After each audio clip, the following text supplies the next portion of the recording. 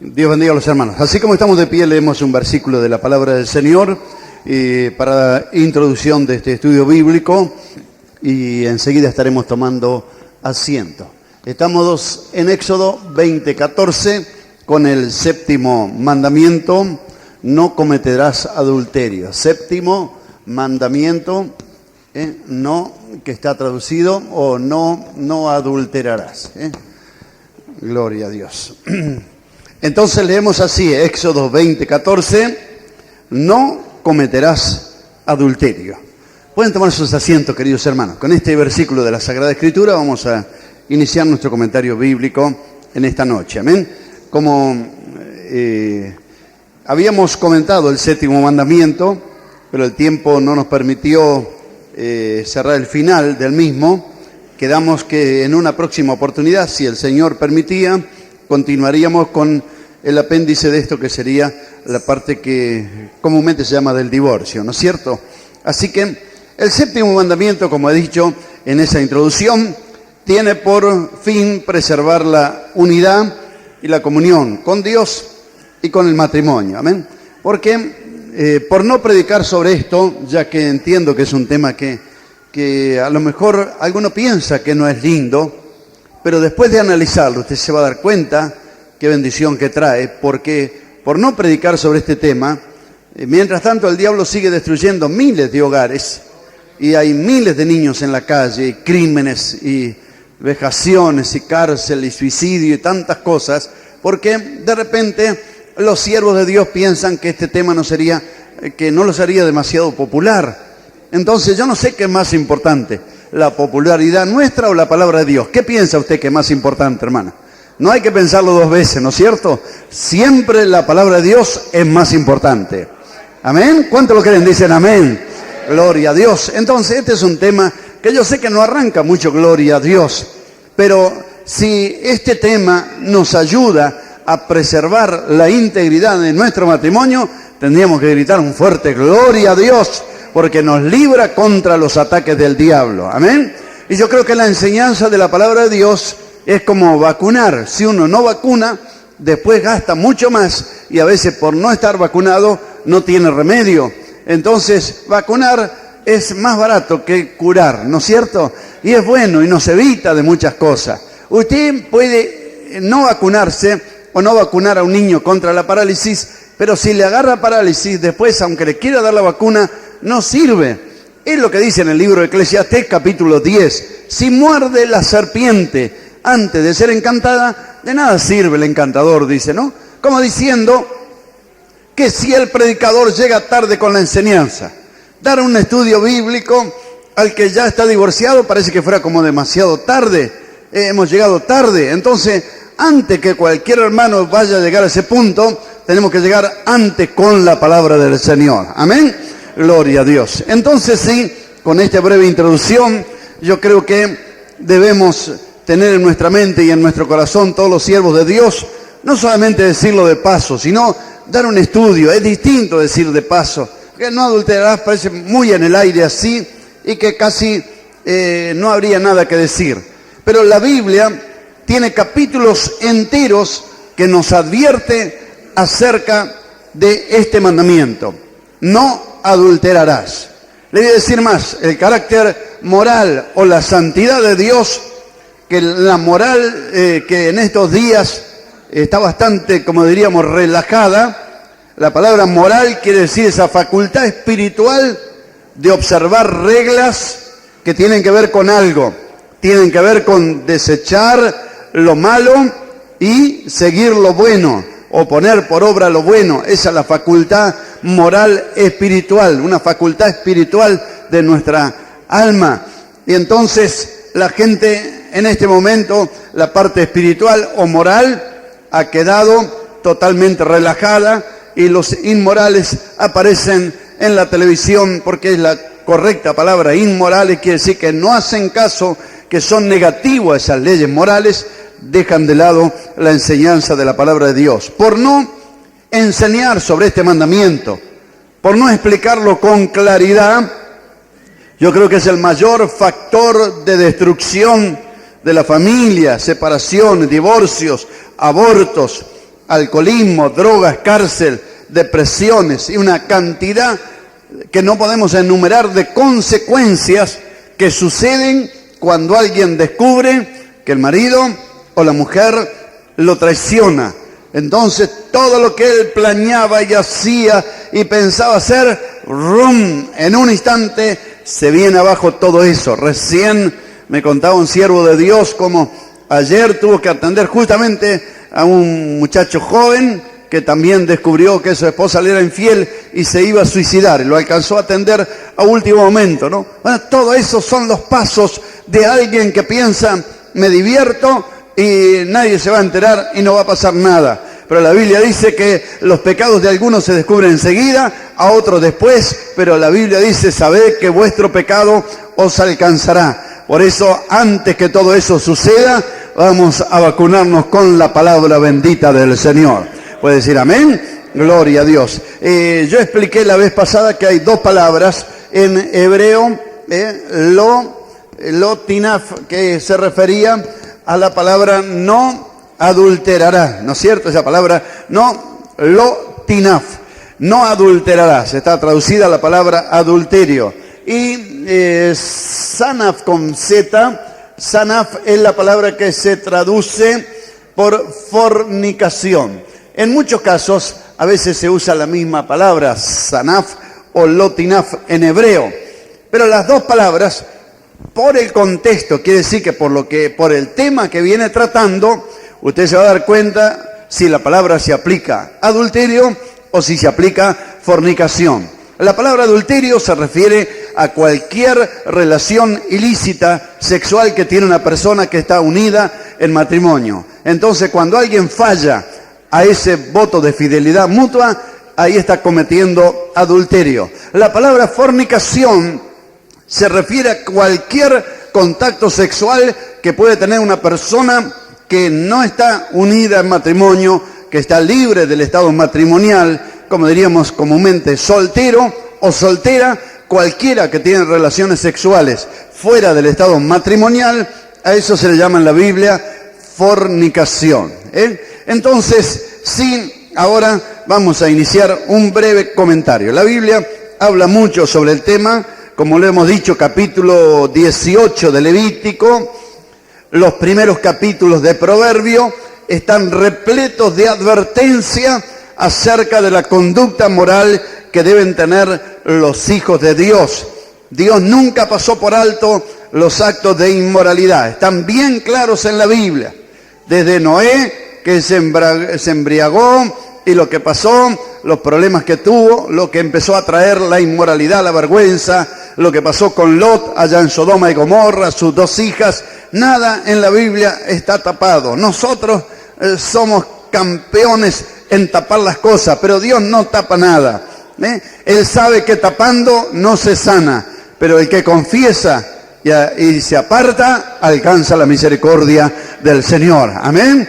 Así que yo estoy plenamente convencido a través de la palabra de Dios y tengo fe en la palabra de Dios que la confesión sincera delante del Señor y la proposición de apartarse y no volverlo a hacer y creer en el perdón y la limpieza de la sangre de Cristo es el único camino y la nueva oportunidad que Dios le puede brindar a todo hombre y toda mujer que se acerca sinceramente al Señor.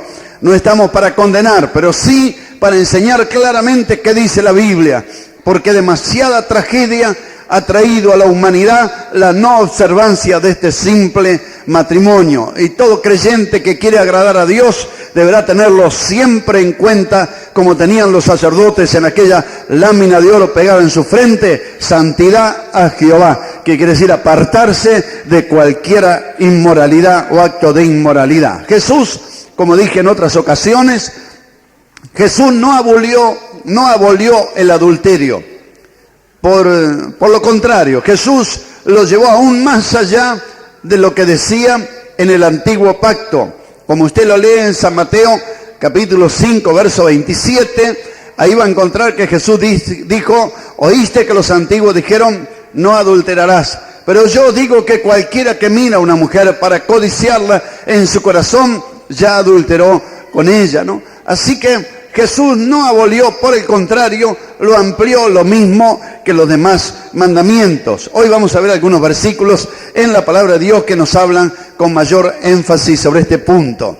Lo que quería tratar en esta noche es lo que quedamos, como diríamos, debiendo en el buen sentido del estudio anterior sobre el adulterio, que ustedes ya lo tienen anotado y lo tienen grabado en caseta. Amén.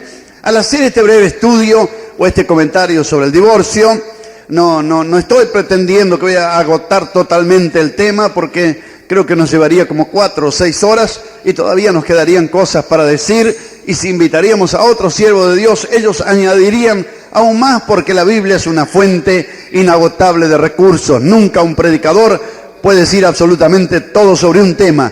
Siempre queda algo más, porque la palabra de Dios es viva y eficaz. Amén. Y el cielo y la tierra pasarán, pero la palabra no pasará. Pero el fin de esto no es para poner armas en su mano para herir o acusar o levantar el dedo acusador, sino no deben usarse para polemizar ni para juzgar, sino como una clara advertencia de cuáles son las reglas que debemos observar para agradar a Dios y mirarnos frente al espejo y guárdame, Señor, que pueda cumplir esto hasta el fin de mis días.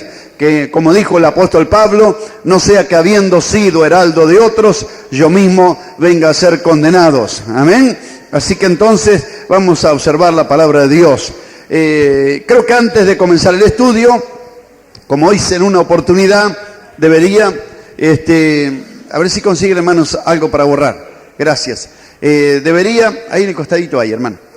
Gloria al nombre del Señor. Antes de iniciar este estudio, tendríamos que hacer un glosario de palabras, ¿no es cierto? Si quiere anotar, los hermanos que están anotando, matrimonio, la palabra matrimonio, que son las palabras que vamos a usar en este comentario bíblico, la palabra matrimonio es la primera, La palabra matrimonio es la unión legal, la unión legal de un hombre y una mujer, que los liga perpetuamente, Hay varias palabras que son sinónimos. Unión, enlace. Usted vio que en las tarjetas de casamiento, de invitación, dice, lo invitan al enlace, Parece que alguno de los dos consiguió enlazar a otro, ¿no? Alianza, alianza o pacto, amén. Tratamos de hacerlo un poquito más ameno para que nadie se vaya a poner con la cara larga, sino que con alegría escuchemos la palabra de Dios. Cónyuge, son todos cónyuge o unido al mismo yugo, por eso se llama cónyuge, unidos al mismo yugo, Y finalmente, como diríamos así, se condensa todo esto en una declaración: ley o dominio superior que los obliga a ambos a obedecer. Así que esa es la definición total. Desposado también es una palabra sinónimo de esa, sinónimo. Así que la palabra desposado que aparece en la Biblia y que vamos a leer en este estudio, desposado quiere decir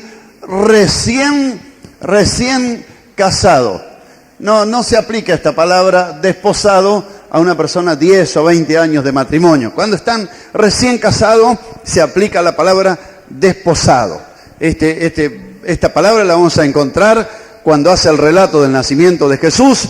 Dice, estando María desposado con José, ¿no? O estando José desposado con María. Quiere decir recién casado o hace poco que están casados. Estos términos debemos tenerlos claros para que cuando hablemos de desposado, de concubino, de lo que sea, usted sepa ya sobre qué estamos hablando. Tenemos otra palabra que ya no se refiere a casado. Concubino, ¿qué es un concubino o una concubina? Es una persona que cohabita o hace vida marital, o hace vida marital sin formalizar matrimonio. Así que la palabra concubino es alguna persona que habita o cohabita como si fuera matrimonio, pero no son matrimonio. Eso se llama concubino. Alguien que cohabita con un hombre o una mujer se llama concubino o concubina, que no ha formalizado la vida matrimonial. Novio, tenemos otra palabra más que se usa mucho. Novio es la palabra que mantiene relaciones amorosas próximo a casarse. Próximo a casarse, que mantiene relaciones amorosas, que está próximo a casarse. Así que cuando dice que anda de novio, por lo menos sería bueno que tenga fecha de matrimonio, ¿no es cierto? Cuando piensa casarse, porque alguno anda de novio, parece que no tiene fecha de casamiento. Pero es bueno, la palabra novio quiere decir que alguien que ya está en espera de un próximo casamiento. Amén. Tenemos la palabra envilecida, que también aparece en este tema. La palabra envilecida, la palabra envilecida, soez, de acciones bajas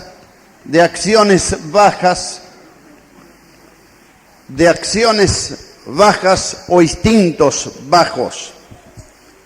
Persona vil, por eso se llama envilecida, porque es una persona vil, de acciones o instintos bajos.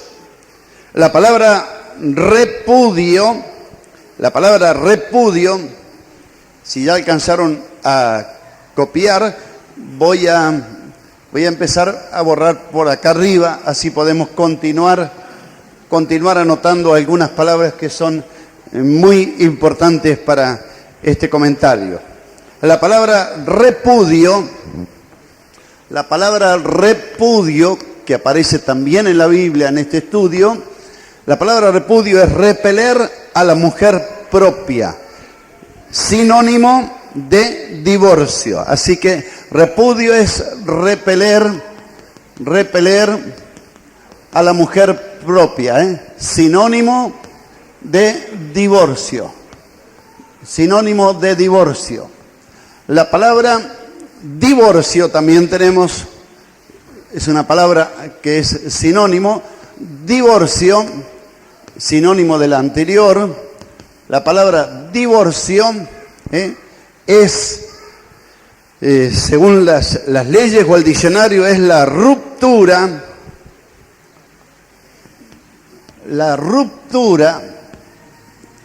ahora, disolución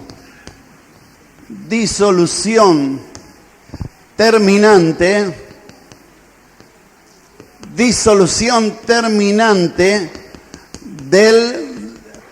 del vínculo matrimonial. Así que la palabra divorcio es la disolución terminante del vínculo matrimonial. Es la disolución o la ruptura de la vida conyugal. Si ya notaron, volvemos con otras palabras más. Tenemos otra palabra que a veces se usa muy cerca de la palabra divorcio, es la palabra separación. Separación no es divorcio. La palabra separación no es divorcio, es la interrupción. Es la interrupción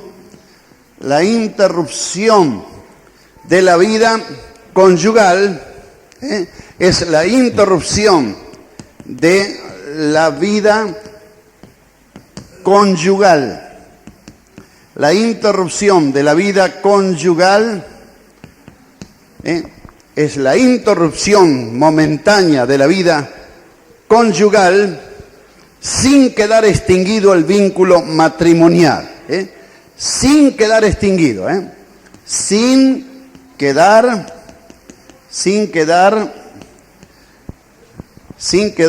extinguido el vínculo El vínculo matrimonial. Sin quedar extinguido el vínculo matrimonial, con posibilidad de reconciliarse. Esta es la diferencia, conciliarse. Bueno, yo estoy hablando y tratando de escribir en el pizarrón para que ustedes puedan tener todas las palabras, ¿no? Entonces, esta es la diferencia entre divorcio y separación. Divorcio es la ruptura, la disolución terminante del vínculo matrimonial. Separación no, es la interrupción momentánea de la vida conyugal, sin quedar extinguido el vínculo matrimonial, con posibilidad de poder volver nuevamente a reconciliarse. La última palabra que tenemos es la palabra eunuco, también que aparece relacionada con este tema.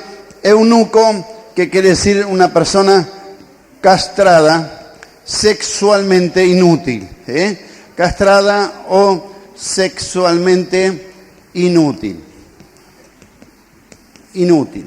Bien, ahora sí entonces, con este glosario de palabras que hemos iniciado, cada vez que mencionemos algunas de ellas, usted sabrá, cuando hablemos de separación, usted ya sabe de qué hablamos. Cuando hablamos de divorcio, usted sabe de qué estamos hablando. Cuando hablamos de fornicación o de adulterio, usted ya sabe. Desposado, recién casado. Novio, próximo a casarse. ¿Amén? ¿Estamos de acuerdo, hermanos? Amén.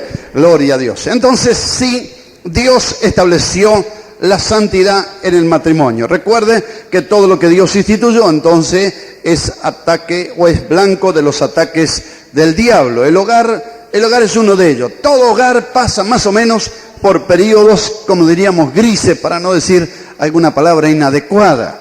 Todos los días no son días de gozo, de alegría, de saltar en una patita, ¿no? Hay días tremendos. Bueno, en esos días se ve si realmente hay amor en nuestros hogares. Y los cristianos, espero que nunca tengamos que usar ese término que usa la gente que no conoce a Dios y que de repente están viviendo 10, 20 años y un día aparece diciendo se terminó el amor. ¿Y cómo es? Y no tenemos ningún problema, pero no nos queremos más. Se terminó el amor, así nomás, ¿no? Y lo dicen como si el amor fuera que se terminó la papa o se terminó la cebolla. ¿Y qué pasó? No, se terminó la papa, no podemos hacer guiso.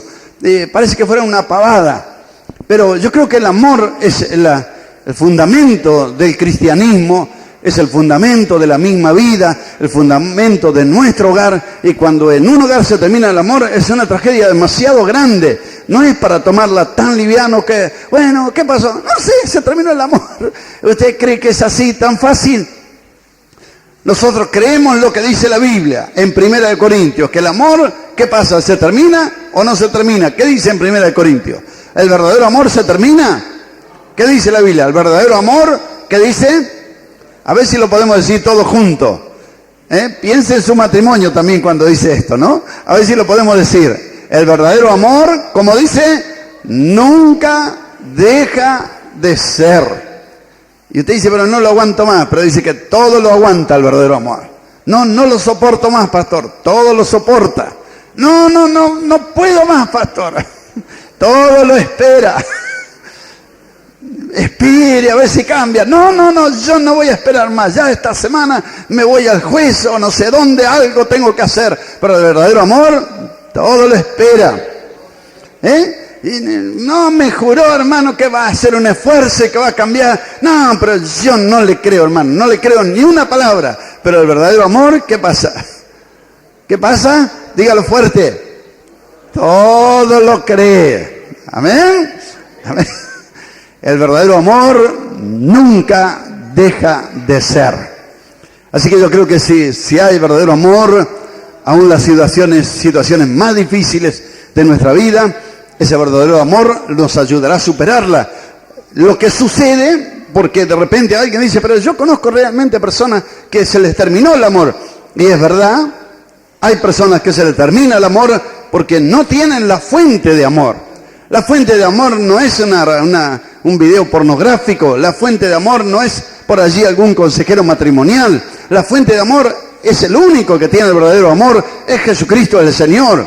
Y cuando Cristo no reina en el corazón del hombre y de la mujer, cuando no le permite gobernar su pensamiento, su vida, su hogar, no es raro que diga se terminó el amor, porque falta el que proveía el amor al hogar, ¿no? Y alguien tiene que proveer. Y por eso, como dice por allí en una enseñanza, creo que hicimos en el retiro de matrimonio, que dije que el matrimonio es como una cuenta bancaria, y uno le da cheques a todo el mundo, a la familia, al hijo, a la mujer, a todos, a la hija le da. Si todos retiran y nadie deposita, ¿qué pasa? Un día va a ir a la ventanilla y mire, puede decir 1 millón, pero acá no hay un centavo, se terminaron los fondos. Y si todos pedimos, no me ama, no me quiere, no me besa, no me hace esto, no me hace lo otro, si solamente estamos pidiendo atenciones y todos sacamos y nunca aportamos, es probable que un día va a ir a la ventanilla y es cierto que le van a rechazar porque no hay fondos, se terminó, todos sacaron y nadie hizo nada para proveer. Pero creo que si tenemos aquel que puede llenar el depósito de nuestro corazón, que lo puede llenar de su bendito amor, siempre, aunque parezca que baja un poquito la medida, pero siempre habrá en el nombre del Señor. Amén.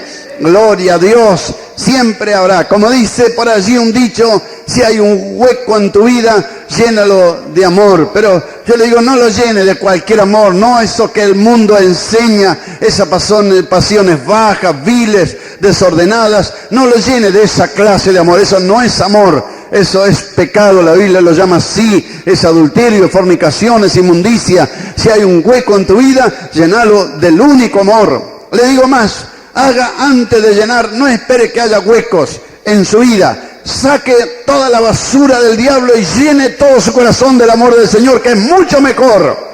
Amén. No que si hay un hueco en su vida, aprovecha a llenar un agujerito, porque de repente el diablo, como dice en Nehemías 13, los muebles de Tobías, el diablo tenía muchos muebles que empezó a llenar el templo y quedaron las cosas fuera. Creo que en esta noche, si hay un montón de cosas que Satanás ha llenado el corazón, de celos, de envidia, de hacer la contra, de esto y lo otro, no, porque a lo mejor le digo si hay un hueco y no hay ningún hueco, porque el diablo llenó de odio, de rencores, de hace 10, de hace 15, de hace 50, es mejor en esta noche, antes de llenar el amor, pida al Señor, antes que nada, haz una limpieza en mi corazón, Señor. Limpia mi mente, limpia mi memoria, Señor. Así como hacen las computadoras que borran archivos que ya no sirven, Señor, hay cosas archivadas en mi cabeza que ya no sirven más, Señor. Quiero borrarla para que en ella quede impreso tu santo y bendito amor. El Señor lo va a hacer. Alabe al Señor en esta noche, hermano.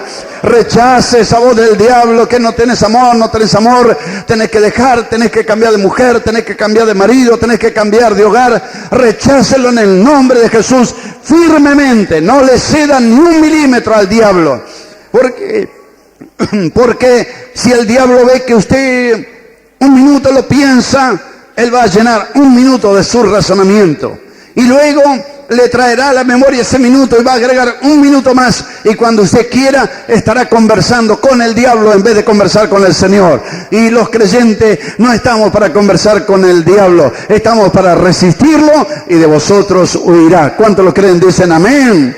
Gloria a Dios. Por eso siempre aconsejamos a los siervos de Dios que deben tener conceptos bien definidos, qué es el matrimonio, la naturaleza del sexo, en los conceptos bíblicos. Cuando Dios creó al hombre y a la mujer, no los creó varón y varón, no los creó mujer y mujer, no creó varón y un montón de animales, no creó a la mujer y 40 gatos, no, la compañía ideal, el hombre y la mujer, y creó una habiendo abundancia de espíritu.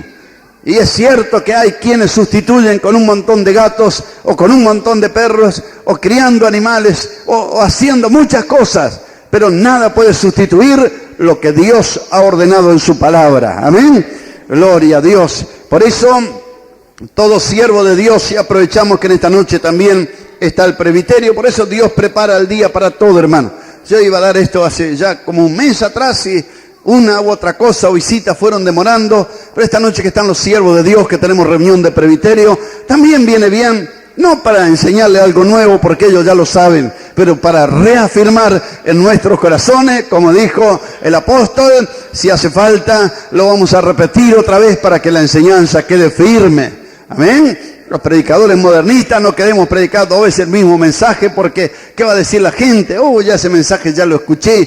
Pablo no tenía ese problema. Dijo, esto ya lo enseñé, pero no me importa. Para mí no me importa enseñar la misma cosa. Varias veces dijo, con tal que queden firmes en el corazón. Amén. Gloria a Dios. Por eso todo hombre de Dios tiene que tener conceptos bien definidos del matrimonio. Toda conversación en los conflictos familiares debe estar basada únicamente en las Sagradas Escrituras. Amén. Y aunque las heridas sean profundas, tiene que creer en su corazón que Dios es poderoso para sanar las heridas del corazón, porque Él vino para eso. Aunque estén en quiebra en el hogar, tiene que creer que Él vino para sanar a los quebrantados de corazón. Eso que ya está en quiebra, que no tiene más remedio, el Señor tiene poder para hacerlo. Por eso debe abandonar y hacer abandonar todo intento de separación, animando a los cónyuges a seguir luchando hasta alcanzar la victoria, sabiendo lo que dice la Biblia en Mateo 19:6, que no serán más dos, sino serán una sola carne, y por tanto lo que Dios unió, que no lo separe el hombre, ni lo separen los ministerios, ni las declaraciones de una iglesia o de un pastor. Lo que Dios unió, que no lo separe el hombre. ¿Podemos decir amén? Gloria a Dios. También los siervos de Dios deben desechar toda intervención de terceros, que aunque parezcan buenas, tienden a parcializar los problemas apoyando a una de las partes, porque no va a buscar a los amigos o amigas de su esposa para contarle, porque sabe que ellas están de parte de la esposa, así que va a buscar sus amigos, y ellos, sí, qué cosa, cómo sufrí, che, bueno, vas a tener que hacer algo, y parece que tenemos que hacer algo, y parece que la solución siempre es irse. Entonces, nunca se debe permitir en el hogar la intervención de terceros. Yo soy muy cuidadoso en esto como pastor, lo digo muchas veces enseñando. A veces sí que hay dificultades en los hogares, pero trato en lo posible de no interferir, a menos que los que están en el hogar me pidan que vaya, trato de no interferir, porque mientras se pueden poner de acuerdo solo, es mejor. Porque uno escucha y a veces le puede dar razón a uno, razón a otro, y cuando quiere acordar, fortalece una de las partes, y uno no sabe toda la verdad, porque cada uno cuenta la parte que le favorece. Nunca va a contar algo malo que le hizo al esposo o a la esposa. Cada uno siempre cuenta, parece, usted lo escucha, siempre es un angelito o una angelita, ¿no? Bueno, siempre parece que fuera así, los dos. Y uno dice, pero ¿cómo personas tan buenas puede ser que se lleven tan mal? Porque si usted lo escucha particularmente, la persona que le cuenta está siendo una víctima de todo lo que le hace su marido, y el otro una víctima de todo lo que hace su mujer. Yo conté en una oportunidad, estaba en la oficina tratando con un matrimonio, y ya llevábamos más de 1 hora de conversación, y ya parecía que se arreglaba, ya parecía que empezaban a llorar, y otra vez empezaban, y ya llegó a un punto que ya no sabía qué más hablar. Me daba ganas de agarrar las dos cabezas y darle a ver si entraba uno adentro del otro, porque parecía que ya iban a aflojar, y otra vez, no, pero él fue el que me dijo, no, pero fue ella, pastor, primero, y así estaban, ¿no? Y como aquella historia que tantas veces conté, de aquella mujer que peleó con el marido porque estaban limpiando estaba limpiando la lámpara, y de repente la mujer empezó a los gritos y hasta cayó de la banqueta. Empezó a los gritos, una rata, dijo, empezó a los gritos. Y vino el marido y dice, pero mujer, si era una lauchita, dijo, tanto lío por una lauchita, dijo, no, ¿qué va a ser una lauchita? Dijo, era una rata, y tanto pelearon que era una rata y que era una laucha, que pelearon, no se hablaron como una semana, y bueno, ni al culto, ni nada, fue una cosa tremenda, porque a veces así, si usted piensa bien por las cosas que pelea, a veces son cosas tan simples que no merece que en nuestro hogar se ponga en peligro esa unidad, que debe haber en la familia, nuestro testimonio frente a los hijos, no merece el conflicto, ¿no? No vale la pena discutir por cosas tan pequeñas, pero la falta de amor hace que nosotros le demos más valor a la razón que al amor. No sé, ¿a qué le da más valor usted, hermano? A ver, mire que es tema difícil, ¿no?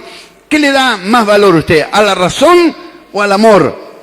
Porque la razón, no hace falta decirlo, es un poco el alimento de nuestro ego. Porque no, sí, no, pastor, pero yo quiero mostrarle, porque yo tengo razón, pastor. Uno quiere mostrar que tiene razón, su impecabilidad de conducta frente a los demás, su reputación no quiere que vaya a quedar media gris por lo que puede pensar la gente de él o de ella. Entonces, yo no sé qué es más valor para usted, la razón o lo importante es la unidad en su hogar, en el amor. Y algunos le dan más valor a la razón que al hogar. Y entonces, por decir yo tengo razón, se forman los caprichos y las posiciones y los ataques, y a veces parece que la razón valiera más que nuestro hogar. Pero yo creo que mi razón no vale más que mi esposa, ni vale más que mis hijos. Yo creo que lo que vale es que juntos, continuemos juntos luchando adelante en el nombre del Señor. Y bueno, con el tiempo, Dios también, ellos son hijos e hijas de Dios y a su tiempo le mostrará las cosas también. Pero en el momento parece que uno quiere tener razón, ¿no? No es fácil, una cosa es predicarlo y otra cosa es ponerlo por obra. Pero generalmente nosotros queremos demostrar que tenemos razón en lo que estamos afirmando o diciendo. La razón ha destruido hogares, ha destruido ministerios, ha destruido iglesias y como recién fue dicho por nuestro hermano, 3 divisiones. ¿Sabe por qué? Porque alguien dijo, lo que nosotros estamos diciendo, tenemos razón. Y no aflojaron y triunfó la razón sobre el amor. Pero el amor triunfa sobre el juicio. El juicio, blanco, negro, uno para aquí, otro para allá, uno a la cárcel, otro al cementerio. Eso es el juicio, condenación. Alguien tiene que ser condenado en un juicio. Difícil que diga los dos son inocentes. Generalmente en un juicio alguien es condenado, pero el amor triunfa sobre el juicio, dice la Biblia. No importa lo que me hizo, lo amo tanto que lo perdono y seguimos adelante juntos en el nombre del Señor. ¿Puede decir amén? Gloria a Dios. Entonces, el hombre de Dios debe abstenerse de cualquier esperanza de rehacer su vida de nuevo.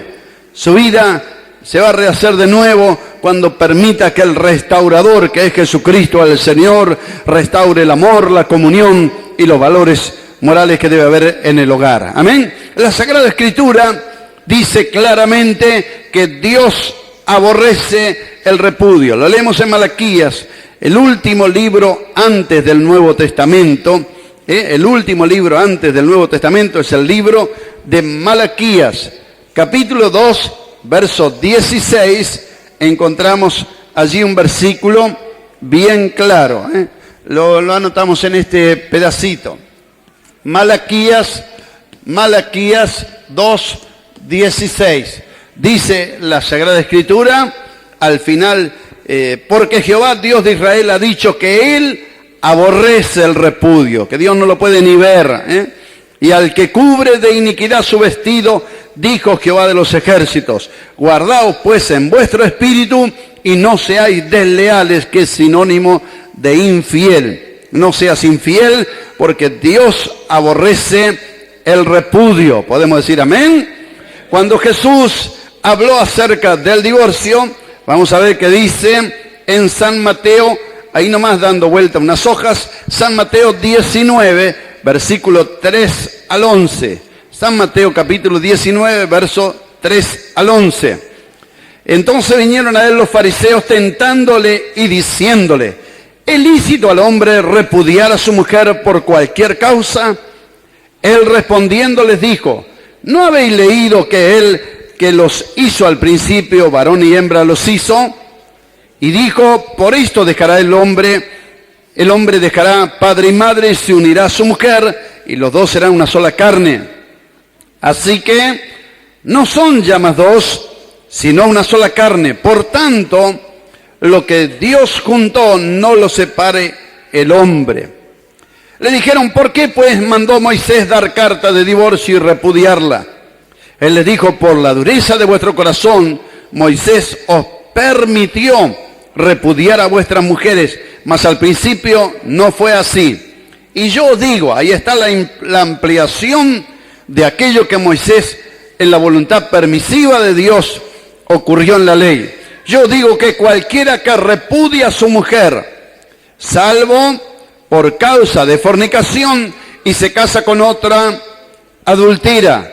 Y el que se casa con la repudiada, adultera. Le dijeron sus discípulos, si es así la condición del hombre con su mujer, no conviene casarse. Entonces él le dijo, no todos son capaces de recibir esto, sino aquellos a quienes es dado. Pues hay eunucos que nacieron así del vientre de su madre, y hay eunucos que son hechos eunucos por los hombres, y hay eunucos que asimismo se hicieron eunucos por causa del reino de los cielos. El que sea capaz de recibir esto, que lo reciba. Amén. Podemos decir amén a la palabra de Dios. En otros pasajes paralelos a este, o quiere decir similares, que relatan la misma historia, los discípulos, después de escuchar esta declaración, le dijeron, Señor, si esto es así, no conviene. Dice que ya muchos se volvieron atrás, y como diciendo, Señor, ¿no podía aflojar un poquito sobre este tema? Jesús le respondió firmemente, ¿quieren irse ustedes también? Qué tremendo, ¿no?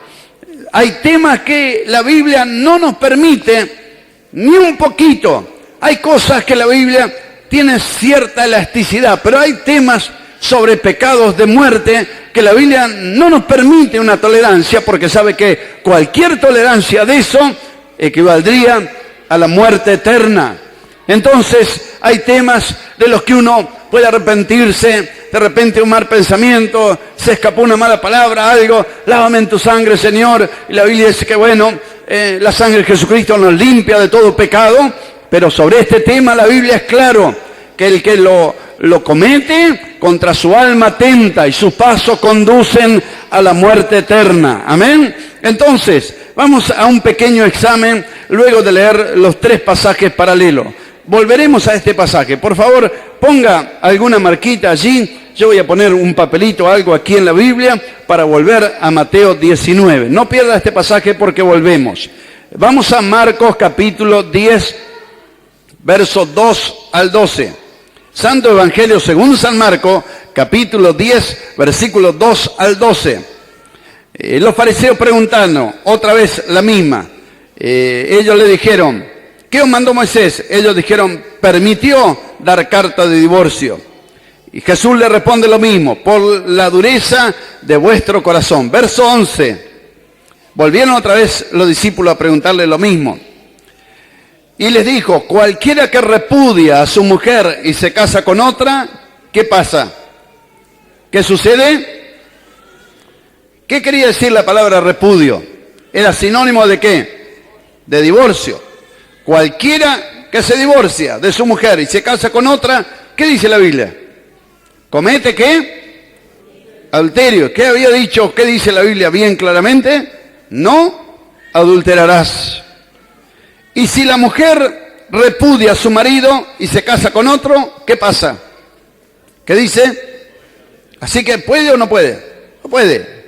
El que se divorcia y se casa con otro, dice la Biblia, comete adulterio. Es palabra de Dios lo que estamos leyendo en esta noche. No es que lo escribió Pablo y si le parecía, o esto lo digo yo, o esto lo dice el Señor. No, aquí son palabras mismas del Señor Jesucristo. Y no es que, bueno, un evangelista entendió mal y lo escribió como a él le parecía.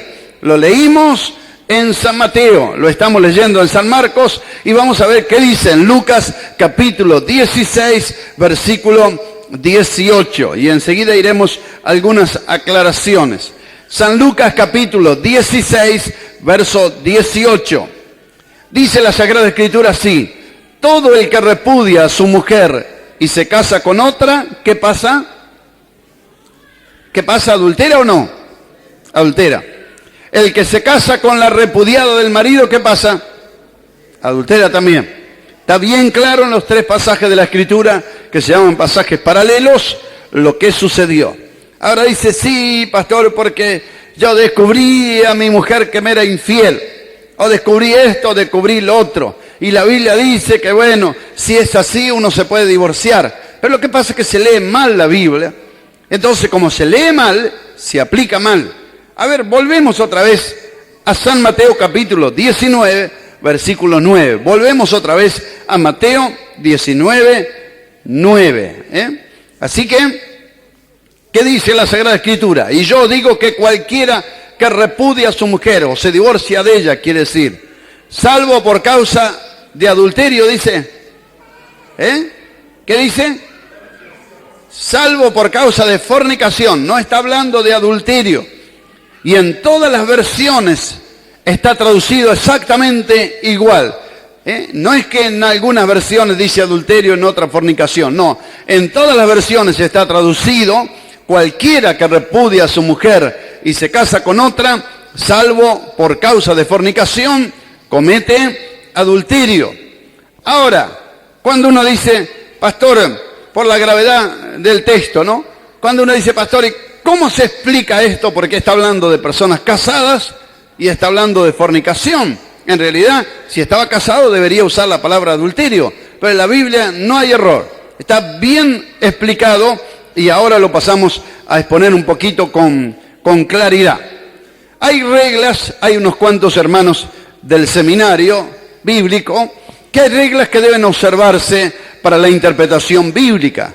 Esto se llama hermenéutica, que quiere decir el arte de interpretar las escrituras a través de la misma Biblia. No es que yo interpreto la Biblia como alguien que sueña un sueño y a mí me parece que ese pajarito era esto y el otro dice, no, ese pajarito es el que te va a sacar los ojos. Cada uno tiene su interpretación. No, la Biblia tiene reglas de interpretación que deben usarse para la misma Biblia.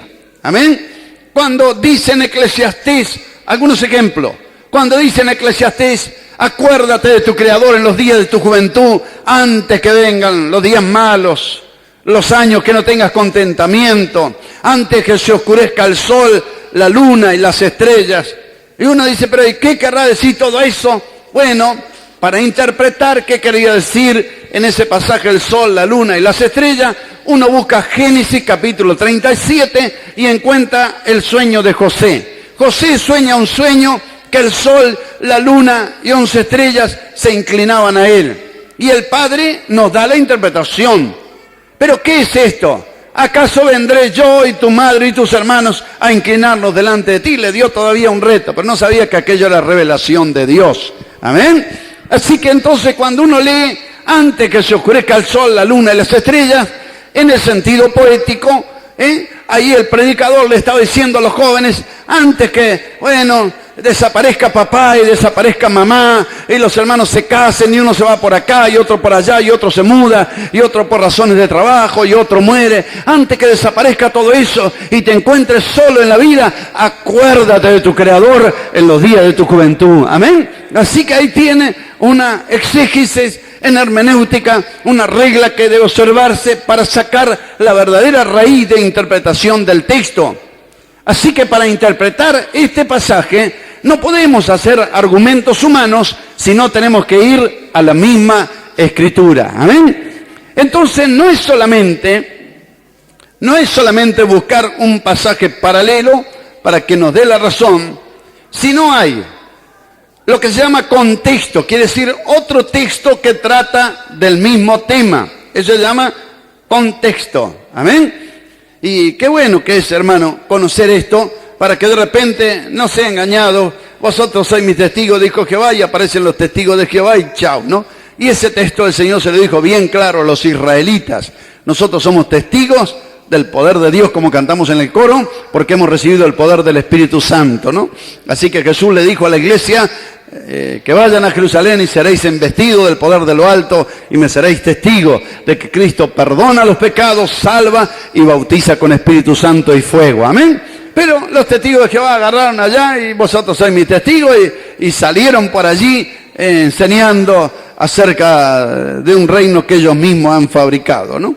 Pero lo cierto es que no se puede de esa manera interpretar las Sagradas Escrituras. Ahora vamos otra vez al texto. Para la interpretación del texto está el contexto. También está lo que se llama contexto histórico, que quiere decir lo que estaba sucediendo históricamente en ese momento. También está lo que se llama el contexto de idiosincrasia. Generalmente, como está relacionado con el pueblo hebreo, está lo que se llama conceptos hebraicos para la correcta aplicación. No podemos detenernos en tantas explicaciones, pero yo creo que el Espíritu Santo nos va a ayudar a entender, ¿no? Cuando usted lee que judíos y samaritanos no se tratan en aquella conversación de Jesús con la mujer samaritana, le dice, dame agua de beber, la mujer se maravilla porque judíos y samaritanos no se tratan, usted no entiende nada, yo tampoco, pero cuando empezamos a buscar en la Biblia el contexto histórico, ahí nos damos cuenta por qué había tanta adversidad, porque en la división del reino, allá en Primera Reyes 13, usted va a encontrar que Jeroboam, se abre con 10 tribus y se instala en Samaria como capital. Entonces se divide el reino y empieza la rivalidad entre el reino del norte y el reino del sur y se tienen como bronca, odio y siempre hasta llegaron a hacerse la guerra. Cuando dice Jesús en el pasaje de la buen samaritana, en el pasaje de la mujer samaritana, cuando dice, dame agua y la mujer se maravilla, ¿por qué me pides agua de beber? Porque judíos y samaritanos no se tratan. Bueno, estaba hablando de eso. Para entenderlo hay que buscar el contexto histórico. Para entender por qué Jesús dijo, por causa de fornicación y no de adulterio, tenemos que buscar el contexto histórico hebraico. Amén. Lo pasamos en un minuto. Vamos ponga una marquita allí otra vez, no pierda este pasaje porque estamos girando en torno a él. En el mismo libro de Mateo, vamos a ir al capítulo 1, versículo 18. Dice así la Sagrada Escritura. El nacimiento de Jesucristo fue así. ¿Encontró? San Mateo capítulo 1, verso 18. El nacimiento de Jesucristo fue así. Ahí tiene la descripción del contexto histórico hebraico. ¿Lo encontró, hermano? Mateo 1, 18, amén. El nacimiento de Jesucristo fue así. Estando desposada María su madre con José, antes que se juntasen, se halló que había concebido del Espíritu Santo. José su marido, como era justo y no quería infamarla, quiso dejarla ¿cómo? Secretamente. Y pensando él en esto, he aquí un ángel del Señor le apareció en sueños y le dijo, José, hijo de David, no temas recibir a María tu mujer, porque lo que en ella es engendrado del Espíritu Santo es. ¿Amén? Gloria a Dios. Hasta ahí nomás. Estando María, ¿cómo dice? Desposada. ¿Qué quería decir desposada? ¿Qué quería decir desposada? Recién casada. Así que estaba casada. Pero dice, antes que se juntase. ¿Qué quiere decir eso, antes que se juntasen? Ahora vamos a hacer una breve explicación para que usted entienda lo que es antes que se juntase. Porque el matrimonio hebraico era así. Venía el padre, la madre y venía el muchacho. Estaba la chica, el padre y la madre de la chica. Y además había testigos que generalmente eran los ancianos de Israel, como lo va a encontrar en el libro de Ruth y en otros lugares, que el matrimonio se efectuaba también delante de testigos. Así que es importante. En la Biblia están. Así que encontramos que estas personas, el padre, la madre y el muchacho, la chica, el padre y la madre, se reunían para celebrar el contrato matrimonial. Así que delante de testigos se redactaba el contrato y en el contrato se especificaba lo que comúnmente se le denominó con el tiempo lo que se llama la dote. Así que eso con el tiempo se le llamó la dote, o quiere decir los requisitos que ponían el padre y la chica generalmente para que diera a su hija en matrimonio con el muchacho. Así que de repente el padre de la chica ponía requisitos. ¿Qué podía decir? Bueno, cuando tenga 2 camellos, cuando tenga 20 ovejas, cuando tenga 20 ovejas, cuando tenga esto, lo otro, que venga. Este concepto de la dote o precio o regalo a pagar, generalmente lo reunía la familia del muchacho.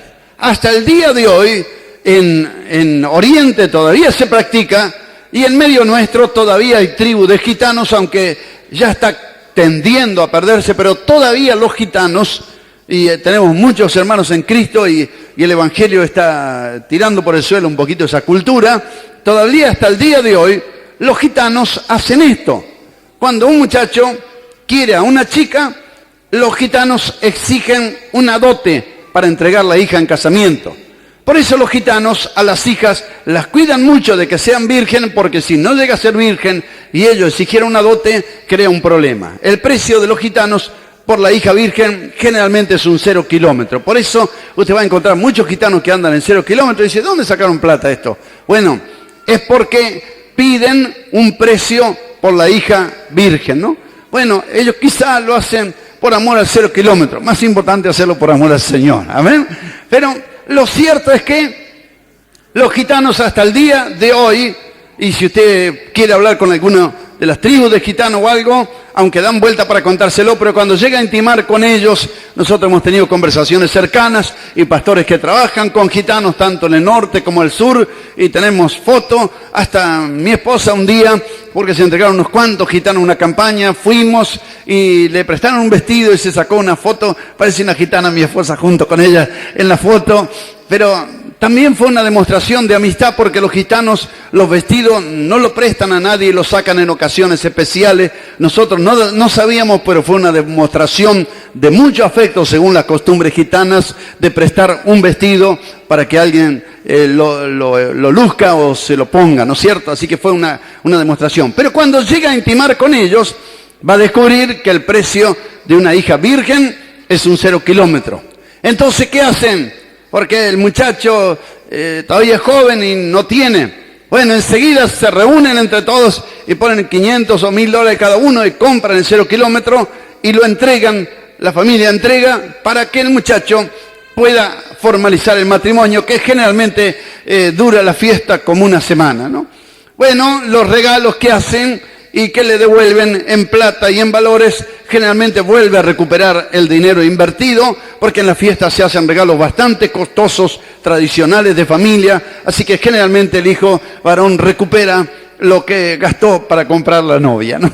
O lo que se gastó en una dote es la mejor palabra, no como precio, sino las exigencias. En este caso era lo mismo. El padre y la madre de la chica exigían algo. El muchacho, una vez redactado el compromiso o el matrimonio, el contrato matrimonial, lo firmaban los testigos, y el muchacho con los padres volvía a su lugar de residencia. Y ahí volvía justamente para reunir lo antes posible, como ahora nosotros lo hemos hecho con nuestras hijas, con nuestros yernos, porque algunos querían casarse y no tenían ni dónde vivir, y nosotros dijimos, bueno, eso de andar de novia, ¿hasta cuándo y para qué? Bueno, andá cuando tenga algún terrenito, algo, venir que vamos a conversar. Y bueno, ¿sabe cómo se apuraron? Algo apareció enseguida, porque cuando hay amor, uno se preocupa, ¿no? Bueno, porque eso contigo, pan y cebolla abajo de un árbol, eso no sirve, ¿no? Y ir a vivir a la casa del suegro tampoco sirve, porque dice, dejará el hombre a su padre y a su madre, ¿no? Tiene que procurarse un ranchito, aunque sea, amén. Tranquilo, como dice por allí, el casado casa quiere, amén.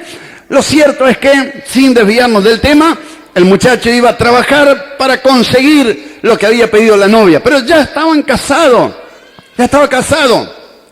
Entonces, ¿qué sucedía? Cuando el muchacho logró reunir los requisitos, le mandaba avisar a la novia. Eso usted lo tiene en la Sagrada Escritura, eso lo tiene en Mateo 25:6, porque en la Biblia está todo tan claramente explicado.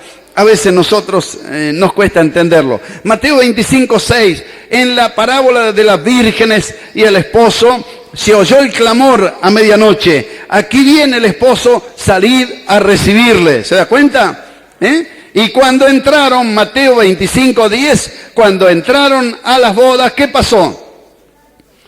Las que estaban preparadas entraron con él a las bodas y se cerró la puerta. ¿Por qué? porque el novio mandó avisar, ya está todo listo, la novia tenía que estar preparada, así que venía el novio con generalmente un séquito de acompañantes y la novia con otras muchachas vírgenes y los padres, familiares, amigos íntimos, iban y entraban todos en un lugar o un recinto para celebrar la fiesta de las bodas. Y únicamente entraban los invitados. Y está escrito en Mateo 22 que todos los convidados entraron a las bodas y entró el padre a ver cómo estaban los convidados a las bodas, ¿no? Se encontró que uno no se había preparado para la fiesta de las bodas. La Biblia es tan rica en expresiones, hermano, y a veces nos cuesta entender. Lo cierto es que en ese lugar entraban únicamente los convidados, porque sucedían dos cosas importantísimas. Que la fiesta no podía ser interrumpida por ningún extraño, porque lo más importante eran los novios y la fiesta. Así que nadie podía interrumpir. Segundo, porque dentro del recinto de la fiesta, esto nosotros lo practicamos hoy, hermano, aunque es tan común que nosotros no prestamos cuenta. Pero si hubiera un historiador narrando cómo se celebran los casamientos hoy en día, ¿cómo lo narraría usted? Más o menos como está narrado en la Escritura, sí. Que, bueno, el novio y la novia van a ver si están aptos, hacen sus análisis, van al registro civil, se casan y, bueno, el día jueves o viernes ya están casados, pero todavía no se juntaron. Todavía la novia vuelve a la casa de la madre y el novio todavía vuelve a su casa. ¿Es así o no? ¿Lo escribiría un redactor así? Y que el sábado a la noche llegan a la iglesia y que se casan por la iglesia y que recién el domingo, después de casi 3 días de estar casados, recién se concreta la unión matrimonial, ¿no?